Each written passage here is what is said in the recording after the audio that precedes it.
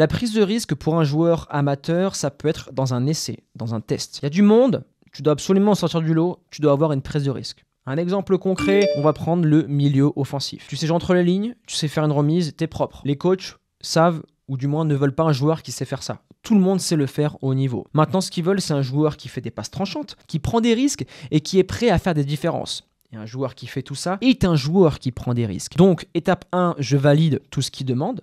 Et étape 2, je suis en confiance, je prends des risques. Par exemple, ça peut être dans un essai, ça peut être lors d'un gros match. Par exemple, tu es un attaquant, tu peux faire la passe, mais tu es face au goal. Tu te dis, bon, je fais la passe, j'assure le jeu, mais je n'aurai pas marqué. Donc ça aura un impact au niveau des recruteurs. Et si je marque, il y a marqué un but pour X. Et ces mecs-là pourront dire, ok, lui l'a marqué, c'est ce qu'on attend de lui. Il a pris des risques, il est égoïste. On veut un attaquant comme ça.